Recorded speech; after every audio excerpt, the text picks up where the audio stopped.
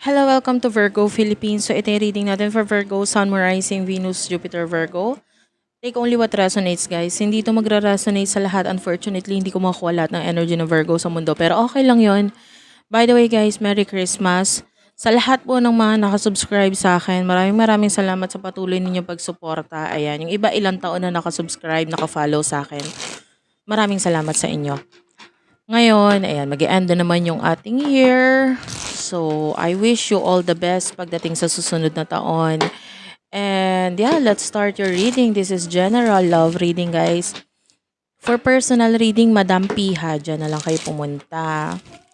Unipre, ayan. Meron tayong mga posers, kaya mag-ingat kayo sa kanila. Huwag kayong basta-basta magpapaloko. Ayan, kasi marami tayong poser dahil target nila is makapang-scam, ginagamit nila yung mukha ko, yung mga post ko para mapaniwala kayo na ako sila. Ayan, para makaloko. Kaya mag-ingat po kayo. Ayan. So anyway, follow nyo ako sa Facebook page namin, Madam P. Let's start your reading. What do we have here?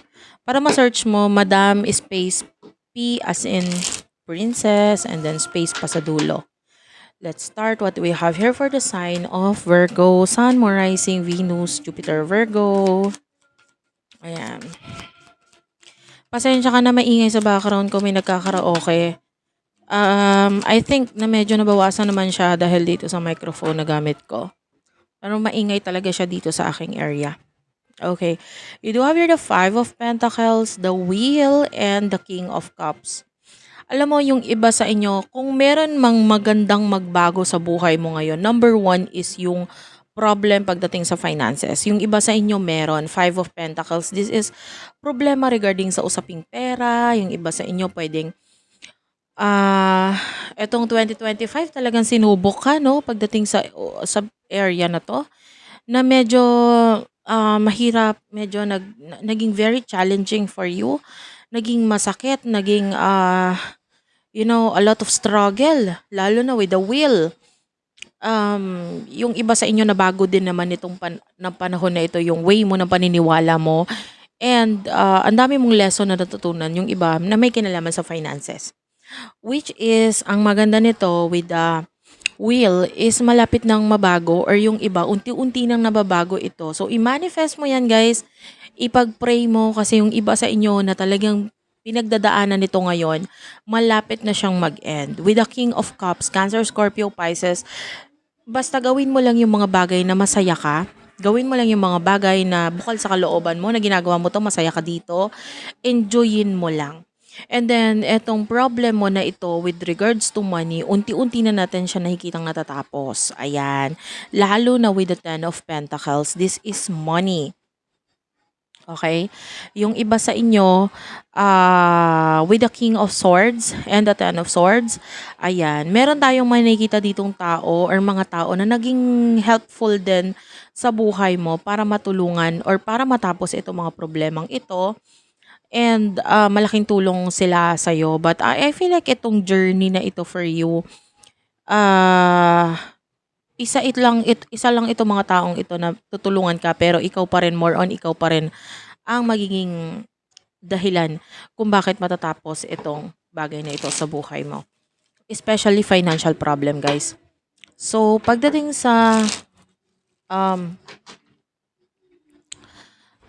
iyong person nakakonect, sino yung person nakakonect mo for the sign of Virgo, Spirit Guides, Angel Guides. What do we have here for the sign of Virgo? Sun, Moon, Rising, Venus, Jupiter, Virgo. Take only what resonates. Person nakakonect ni Virgo. Ayan. Pag di ka nakaka-relate, huwag mong pilitin, ha. Pwede ka namang mag-next video or check mo yung mga ibang videos natin. Ayan. Yung iba, alam mo, yung iba kasi, hindi naman love reading mostly yung iba pinupunta dito. But anyway, ayan, medyo maingay yung kumakanta. Yan, bigay na bigay. Oh, Five of Cups. Hindi siya happy, ha, itong person na to. Five of Cups is the saddest card sa tarot. Alam mo, yung iba sa inyo, pwedeng alam na yan kasi maaaring hindi ka lang naman ngayon nanood ng tarot readings, and sa mostly talaga ng mga tarot readings, naririnig mo na yung Five of Cups is a sad card, nagpapakita siya ng kalungkutan, sadness, tapos sinabayan pa ng Three of Swords. So itong person na 'to nalulungkot siya, nasasaktan siya. With the star, medyo ang tingin niya sa'yo is someone na mahirap maabot, mahirap mag-reach, or mahirap ma-reach, and ang hirap mag-reach out din sa'yo. And with the strength card, Leo energy, nakikita natin nagmamatigas siya. You feel like yung person na to is naka-move on na. This could be a person in the past or parang feeling mo, wala naman na yun, okay na yun, naka-move on na ako sa kanya. And pwedeng siya din naman, you feel like naka-move on na siya sa'yo. But definitely, hindi ganun ang story dito sa side niya. Nine of Wands is still thinking about you. Yung person mo, lumalabas siya as the Hierophant. Marami siyang lessons na natututunan ngayon. With the Four of Swords, maaaring wala siyang actions regarding sa connection ninyo, regarding sa emotion niya sa'yo. Pero hindi ibig sabihin nun, nakalimutan ka na niya. Kasi nakikita natin, nalulungkot talaga siya sa ngayon at nasasaktan siya sa connection na ito. Alamin natin kung ano yung mga emotions ninyo sa isa't isa. Ano yung mga emotion ninyo sa isa't isa for the sign of Virgo, Sun, Moon, Rising, Venus, Jupiter, Virgo. Ano yung mga emosyon ninyo sa isa't isa?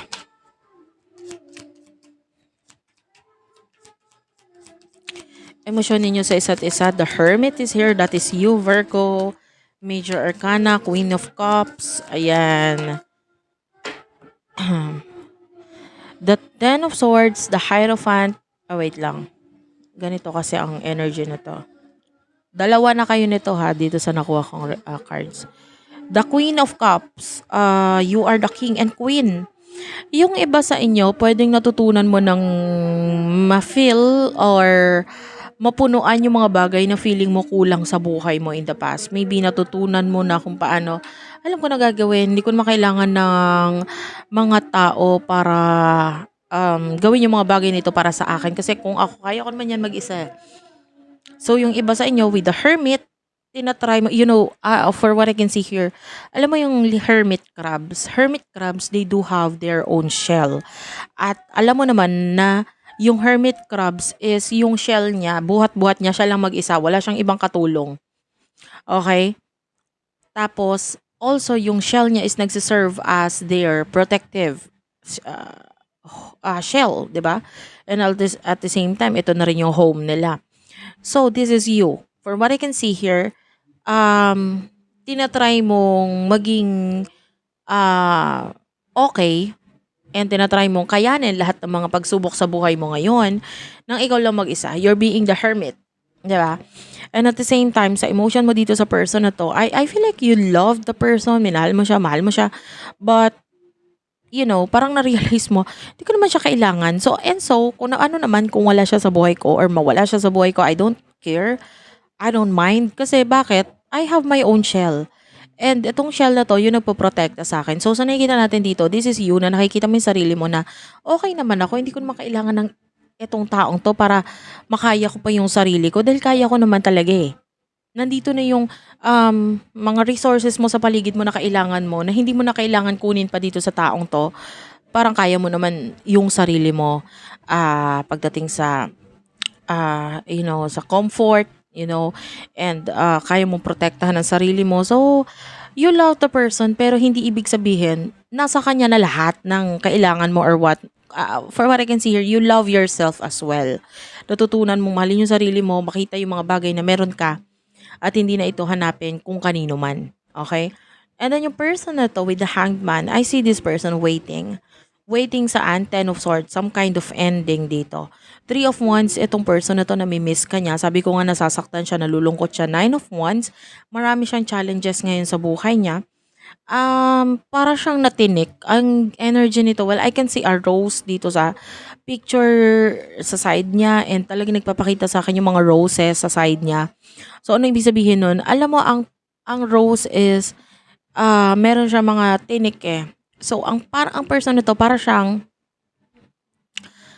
na tinik sa rose na ito. So, ano ba yung rose? Parang, ito yung pinipicture out niya na buhay. And then, I feel like tinry niyang i-grab yung opportunity na niya na yun, na feeling niya, ito yung magiging maganda para sa akin. Kaya lang nasugatan siya, nasaktan siya. So, pwedeng meron siya mga desisyon in the past na pinagsisisihan niya ngayon at hindi siya masaya sa kung ano man yung sitwasyon niya. At nakikita natin hindi siya basta-basta makakaalis dito sa sitwasyon na 'to at wala siyang magawa kundi hintayin na lang ang ending nito. So that's what I can see here. And ngayon, yung person na 'to really miss you a lot and I feel like kaya kanya nami-miss, it is because, um, I don't know, it feels like hindi ka naman talaga niya totally dapat or gustong iwan in the past. It's just that no choice, parang gano'n. So what will happen in the near future for the both of you? For the both of you. You do have your Page of Swords. Wait lang. The Fool. Okay, there's a new beginning for you with the Six of Cups regarding the past. So I feel like a past situation or sa past person is babalik sa buhay mo in in the present. Meron tayong angel number. Wait lang.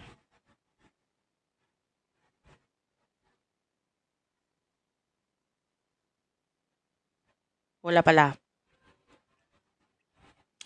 The Four of Pentacles, Page of Swords, and the Sun is here, Major Arcana. So, nakikita natin a new journey for you in the near future na pwedeng may kinalaman sa iyong past. And the Sun, I can see you being happy in the future. A lot of admirers, guys, ha, pagdating sa iyong career, work, whatever you do in life, nakakita tayo ng mga admirers dyan, enjoy mo lang. And the Four of Pentacles, I can see, meron akong investment na nakikita. Some of you, if you do have a business, may mag-invest sa'yo. The page or willing magbigay ng money for you na parang palaguin mo yan, sige, go. And then the Page of Swords, something about a child na pwedeng nahihirapan siyang ma-achieve or makuha yung mga bagay na gusto niya. It's very challenging para sa kanya, some kind of tower moment for this person. And that could be a child or someone na very young.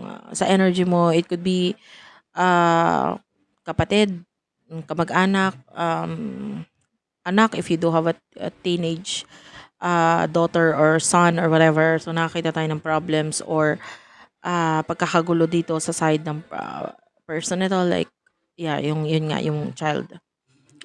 But anyway, don't take kung hindi ka nakarelate or nakaresonate nun. Take only what resonates. Ano, ayun. So, with regards to your person, alamin natin, near future, meron siyang mga bagay na lisan iiwan dito with the Five of Swords. Ayan. And the Seven of Swords. Seven of Wands, Nine of Swords, Nine of Swords, and Seven of Swords, Seven of Wands. Ang daming challenges, guys. Hindi, alam ko, yung iba sa inyo, hindi mo alam yung challenge nitong person na to. Pwedeng may idea ka, but yung iba naman totally wala. Pero nakikita natin na itong person na to yung kusang aalis or give up kasi hindi niya kayang ayusin yung bagay na hindi niya naman talaga gusto. No?